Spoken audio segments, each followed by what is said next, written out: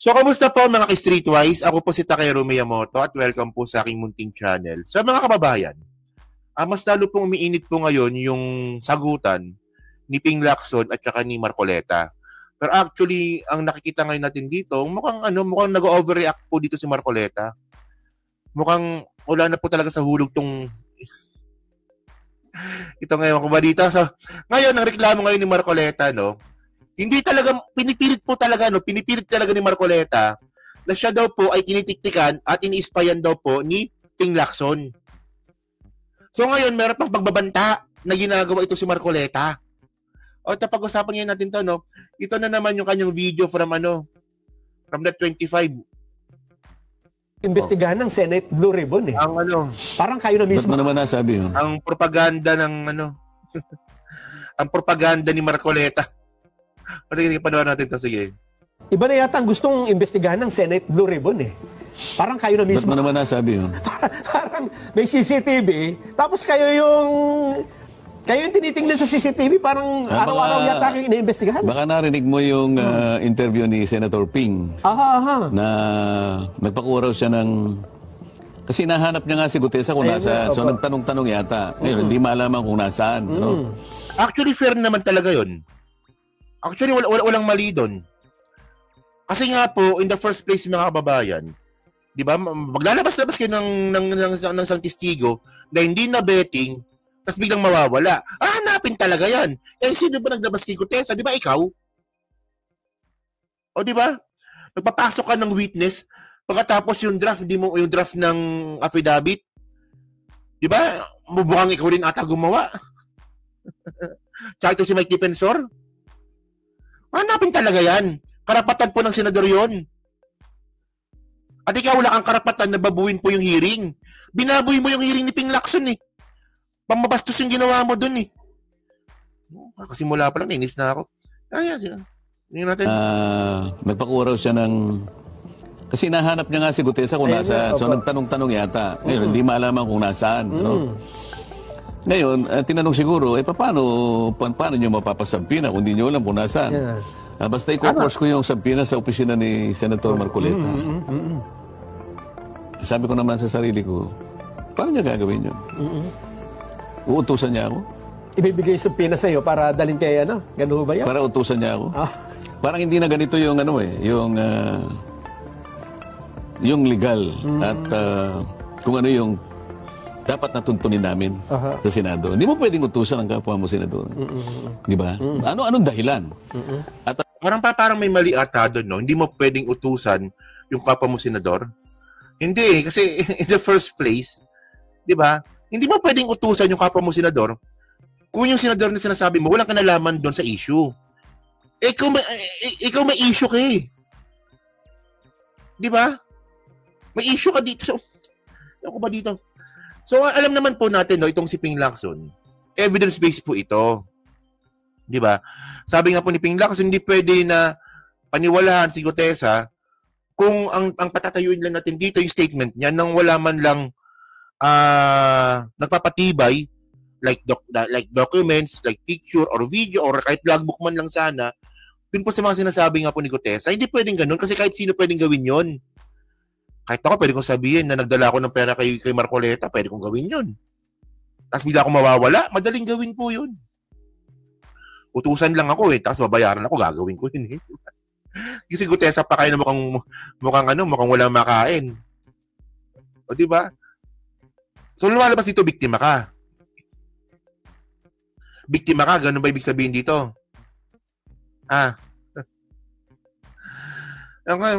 Sige. Pwedeng utusan ang kapwa mo senador.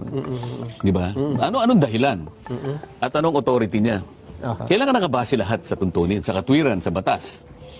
Bakit? Ako bang may custody kay Gutesa? Hindi nga. Dinala lang sa Kaya tatanungin ko siya, bakit mo kinor sa akin ito? Iniinsulto mo ba ako? So, sino may custody kay Gutesa? Gago rin eh, no? Gunggong din sa Marcoleta. Biglang tanong bakit di ako papasampina? Hindi ikaw papasampina, hindi ikaw. Ipapadaan yung sampina sa'yo para ikaw magbigay kay Gutesa kasi mukhang alam mo. Mukhang ikaw yung may contact kay Gutesa. Tama naman, fair yun. Trabaho ng senador ng mga kababayan na magkaroon nga po ng hearing para po makabuo ng batas. At ikaw Marcoleta, mukhang ikaw ata yung may contact kay Gutesa. Kasi in the first place, di ba si Marcoleta po yung banggit ng banggit. Tinan ninyo.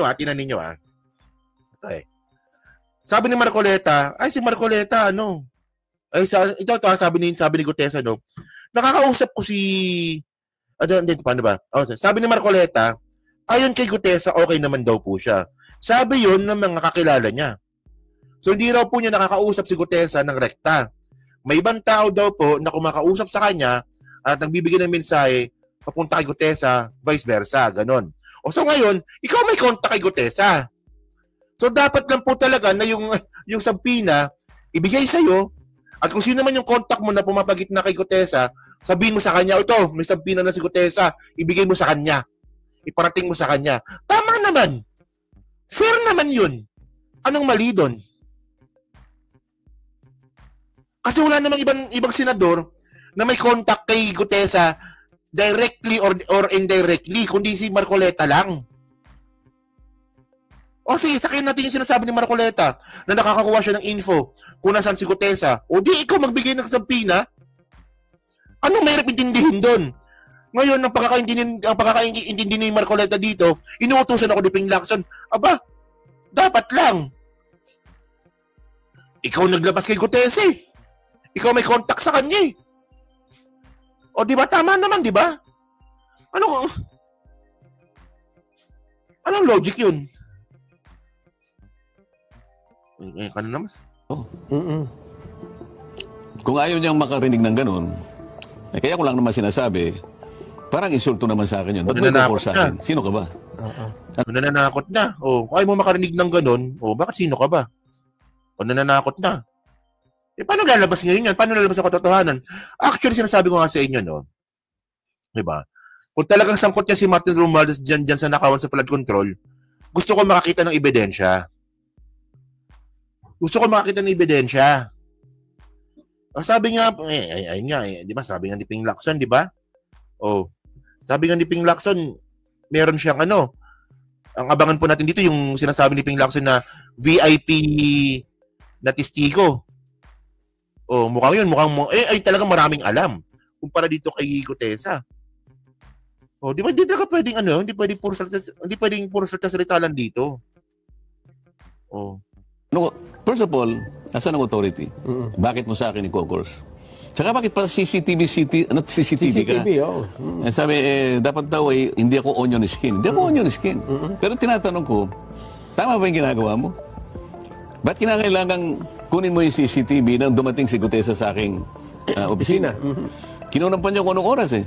At kung sino yung sumundo, alam ka naman pasusundo ko yung hindi ko kilalang tao o sunduin mo, merong isang taong nagngangalang ganito, nangako siya na pupunta rito, tingnan mo kung makakarating, kung hindi, wala tayong magagawa. Alabo na, no? Sali-saliwa na yung sali-saliwa na yung statement ni Marcoleta, no? Walang kumbaga wala bang direksyon. Napansin niyo ba 'yon? 'Di ba? Walang direksyon actually, mga kababayan. Okay naman dati yung Senado. No, nung mga 1960s. Pero yung Senado, mga kababayan, magulo na nga po nung 19th Congress. Mas lalo pang gumulo nung pumasok si Marcoleta. Tingnan mo naman anong klaseng logic yan. Yung kubeta, ang panggulo, ito nga eh. Nang Google, akala ko nga dati, mga kababayan, ang pinaka-worst 19th Congress. 20th Congress pala pinaka-worst na batch ng mga senador. Especially, nung pumasok tong si Marcoleta. Kataon naman dumating. So dumating daw at dinala sa aking opisina. Kanina pupunta yung tao. Hindi ka akong kausap. Nini-expect ba niya? Alam niyo, mga kababayan, ang point natin dito, di ba? Ganito yan eh. Kung ako, si Gutesa, kung ako nasasabi ko ng totoo, hindi ako magtatago. Tama, di ba? Kung ako si Gutesa, at suportado ako ni Marcoleta, at suportado ako ng mga Duterte, at totoo yung sinasabi ko na ako ang nag-deliver ng pera kay Saldico at saka kay Martin Romualdez, hindi po ako magtatago. Ganon. Kasi nasa akin na yung resources eh. Nasa akin na yung katotohanan, nasa akin na yung suporta. At syempre, pag may suporta, may financial support po yan. Hindi lang basta-basta yan. Hindi ako tatago. O, di ba? So, ang tanong dito, bakit natago? Bakit nagtatago? Ang tanong dito. Oh, sige, continue. Niya pupunta? So, tatanong ko lang sa kanya, is there anything surreptitious or criminal? So, ibig ba sabihin, under surveillance ako sa'yo? Sino ka ba? Ito yung punto eh. Kaya, alam mo, nandun sa pinag-uusapan natin. Hindi ganun yun, Marcoleta. Kita nyo, di ba, bobo rin talaga nito eh, no? Obvious na nagpapalusot eh, obvious na nanlilin lang eh. Alam nyo nangyari doon? Hinahanap po talaga ni Ping Lacson kung sino ang nagsundo kay Gutesa. Hindi po niya alam na si Marcoleta yun. Nagkataon lang talaga nung sinilip nga po ni Ping Lacson yung CCTV, tauhan po ni Marcoleta po yung nakita. Hindi kasi surveillance, nakita ka talaga. Anong klase? Nakita mo, hindi totoo. Buti sana ako, hindi totoo eh. Di ba totoo naman, di ba? Totoo naman ah. Oh. Hindi ba tayo iisang layunin natin? Hindi ba tayo magkasangga rito? Ano bang pakay mo? Akala ko ba sinusuri natin, tinitingnan nating mabuti, alang-alang sa kapakinabangan ng ating bansa, nasa laula ng ating bansa. Ang aking pakay, matukoy natin kung sino ang malaking isda. Ba't tayo mo kung tulungan dito? Ba't imbes na tulungan? Ang problema kasi dito, ang malaking isda nila kaagad, si Martin. Malaking isda si Martin, tapos si ebidensya, tanim ebidensya. O nga, Ardian, tama, under surveillance, ano ba ang purpose ng CCTV? Di sana, kaya nga, di ba, yung CCTV, ito, kasi, pag sinabi mo nga pala, maganda yan. Kasi pag sinabi mo kasi under surveillance ka, ibig sabihin yan, tinitiktikan ka. So ngayon, mga kababayan, tandaan po natin na yung Senado nga po, public places po yan, public place po yan. At kayo mga senador, public figure po kayo. So kayo, pag kayo po ay isang public figure at sa public place, walang surveillance doon. O CCTV doon. So walang surveillance. So hindi surveillance tawag doon. Wala yan. Tanga talaga, no? Hindi ganyan mga kababayan kapag kapag mali, saliwa na po yung yung statement. Yan, para si Marcoleta, di ba? Wala kasi, bistado na kasi, kaya ganyan yan eh. Subukan mo kung ano pinagagawa-gawa mo, di ba? Kung gusto mo makarinig ng ganito sa letra, subukan mo. Di ba? Hindi ako nag-umpisa nito, ha? Silang nag-umpisa nito. Kung ano-ano, nag-i-interview siya, pinalutak niya, nag-course niya yung sampina sa aking opisina. Subukan mo. Yun ang sasabi ko sa'yo. Bakit sila gagawa ng isang bagay na wala sa tuntunin? Unang-una, under surveillance ba ako? Bakit daw gumagawa si Ping Lacson nang wala sa tuntunin? So yung CCTV pala, nandyan lang yan. Hindi pwede tingnan. Nakilang to, gagago pala talaga to. No? so ngayon, yung logic ni Marcoleta, ang ginawa daw po ni Ping Lacson, wala daw sa tuntunin yan. So para saan pa yung CCTV? Ba't pa nilagay yan dyan? So dapat pala, yung logic kayo ni Marcoleta, pag may CCTV dyan, huwag niyong gagalawin yan, huwag niyong titingnan yan. Dyan lang yan. Ay, Diyos ko, Marcoleta, bistado ka na. Ayaw ko ba? Ganyan po pag yung logic po sali-saliwa, sinungaling po yan. Meron pong pinagtatakpan po yan at nanlilin lang po yan. Ganun yan. Ba't kinakailangan tingnan mo yung CCTV? Kung yung bang pagpunta ni Gutesa doon ay kinapalooban ng isang bagay na maaaring labag sa batas o meron akong iniisip na labag sa batas, iniisip ba niya na doon kami magkikita sa opisina ko? Open ako eh. Ang sa akin ay malinis, open. Kaya wala akong tinatago eh. Nang tinatago? Di ba? Kung gusto niyang marinig ko kung ano yung pinag-usapan namin. Ito yung problema eh. So, pag tinanong ko, under surveillance ba ako? Hindi naman, siguro. Di ba't mo ginagawa ito?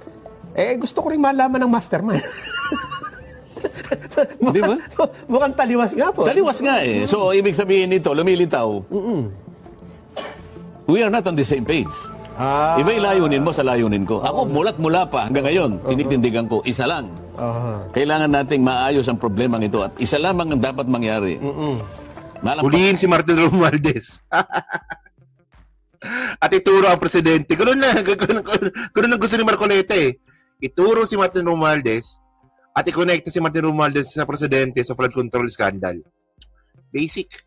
Ayun naman talaga eh. Saan natin ito at hindi magagawa lamang natin yan kapag natukoy natin kung sino ang pinakamalaking isda. Mukhang pasalungat nga po no? Di ba? Mukhang pasalungat nga. Mauhuli na eh. Sinira yung balisasa eh, di ba? Anong mahuli nga? Paano mahuli na? Nagtago nga si Gutesa. Alam niyo mga kababayan, alam mo tanga-tanga ka talaga, no? Ito nangyari eh. Alam niyo naman nangyari dito eh. Nung si Gutesa nga po nagsalita doon po sa Senado, kinabukasan, meron po siyang meeting with DOJ Secretary Boying Rimulya. Para mapagtibay nga po yung statement ni Gutesa. Kasi tinuro niya na si Martin eh. So doon po, makakasuhan na po si Martin Romualdez. Makakasuhan na po siya doon. Oh, kung yung sinasabi niyo pala na ang tinutumbok niyo pala dito si Martin Romualdez, bakit hindi pumunta si Gutesa sa DOJ? Tingnan niyo may nakasuhan ng 3 congressman. Di ba? At meron pang kasunod na 2 senador. Si Joel Villanueva at si Jinggoy. Ngayon, kung si Gutesa pumunta sana nung kinabukasan sa DOJ, edi sana natasampanan ng kaso si Martin Romualdez, makukulong din po si Martin Romualdez. Kasi nga po, non-bailable case yung kaso. Oh, akala ko ba gusto nyo matumbok na maaresto yung pinakamalaking isda na sinasabi ninyo? Bakit ayaw nyo ilabas si Gutesa? Tama, di ba? Tama naman Oh, makakasuhan na si Martin eh. Oh, hindi na nakasuhan kasi nga po, hindi pumunta si Gutesa. Labo naman nito, Marcoleta. Parang sinisibo pa si Ping Lacson sa kapalpakan ni Gutesa mo. Natin yan, kapag natukoy natin kung sino ang pinakamalaking isda. Mukhang pasalungat nga po no? Di ba? Mukhang pasalungat nga. Mauhuli na eh. Sinira yung balisasa eh, di ba? At saka parang... Kapampangan yung balisasa, alam mo ba yun? Parang... Mauhuli mo na yung isda eh. Bigla nag-time out. Akala mong yung pinatid niya yung... Di ba? At saka walang hearing, kaya tagal-tagal. Yun pa. Pareho Senate Blue Ribbon tsaka ICI. Tinangka niya na mag-resign muna. Pagkatapos biglang nawala na. Isipin mo naman yung pagkatapos ni Gutesa, nag-resign, pagkatapos hindi na tumawag ng meeting. Tigil muna. At pagkatapos sasabihin niya ngayon, kinukuha ko uli. Teka muna. May maniniwala pa sa inyo. Ako, naniniwala ako kay Ping. Kay Ping. Sabi niya, teka muna, sino maniniwala sa inyo? Ako naniniwala po kay Ping. Di ba? Ay, naku, ewan ko ba dito mga ka-streetways, no? Pero by the way, no? Kayo po, ano pa masabi nyo nga po dito? No? Ganyan po talaga pag sali-saliwa nga po. Ano bang, ba't ganyan yan? Ganyan po talaga pag sali-saliwa yung statement. Na parang si Marcoleta. Hindi mo makita yung flow eh. Di ba? At least you get my point, no? Minsan kasi pag tayo po ay nangangatwiran, alam mo yung flow. Diretso yung flow. Si Marcoleta po hindi eh. Sali-saliwa eh. So, ngayon, ang point natin dito, dahil sa kapalpakan mo, ang ginagawa mo, sinisisi mo pa ibang tao. Parang mali naman ata po yun, di ba? So, mukhang umiinit po talaga yung bangayan ngayon ni Ping at saka ni Marcoleta. So, abangan po natin yan. Actually, malapit na nga po yung hearing, di ba? Sa November 14 na. So, abangan natin. Di ba? So yun mga babae na sukay po, no, ano pa masabi nyo nga po dito sa mga statement nga po ni Marcoleta na naghahamon na naman ng away. Akala mo naman kapag nakapagsuntukan kay Ping, kaya niya si Ping. O di ba si Ping Lacson, ilang taon na si Ping Lacson? 79? Di ba? Si Marcoleta, 74. Pero kung makita mo naman yung tikas ng katawan, di ba? Ang layo, parang mas matanda pa si Marcoleta kay Ping. Parang suntukan yan, di ba? Baka bugbog yan si Marcoleta. Sa bulto na lang sila, no? Oo nga, maganda yun. So yun, so comment lang po sa baba at binabasa ko pong lahat yan. At syempre, dyan po sa Team Replay, syempre, pa-like, pa-subscribe, di makalabisan, pa-share na po ng video po na to. Okay?